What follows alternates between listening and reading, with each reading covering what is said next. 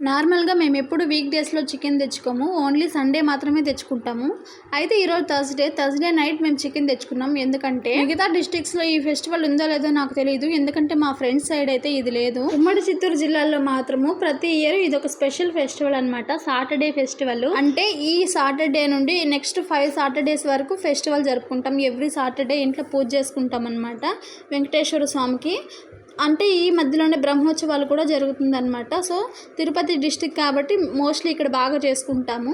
So అందువల్ల మేము ఈ మంత్ మొత్తం నాన్ వెజ్ తినమనమాట. అందుకోసమని ఈరోజు థర్స్‌డే అయినా కూడా నాన్ వెజ్ తెచ్చుకునేసాము. ఇంకా సాటర్డే నుంచి తినకూడదు కదా అనేసి. అయితే first Saturday, third Saturday, fifth Saturday festival గ్రాండ్గా చేసుకుంటాం అనమాట. ఏదో ఒక వారం అయితే ఈ నాన్ వెజ్ చికెన్ ఇంట్లో తెచ్చినప్పుడు నాకు పెద్ద టాస్క్ అనమాట.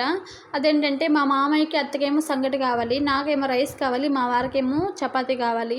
ఇవన్నీ చేయాలంటే నాకు కష్టం అని చెప్పి ఇంకా మా ఆయన ఇన్స్టంట్ చపాతీ ప్యాకెట్ అయితే తెచ్చుకునేస్తారు. ఇంకా నేను చికెన్ చేసి ఆయన కోసం చపాతీ, అత్తమ్మ వాళ్ళ కోసం సంగటి, నా కోసం రైస్ 1 గ్లాస్ పెట్టుకొని అలా చేసుకుంటాం అనమాట.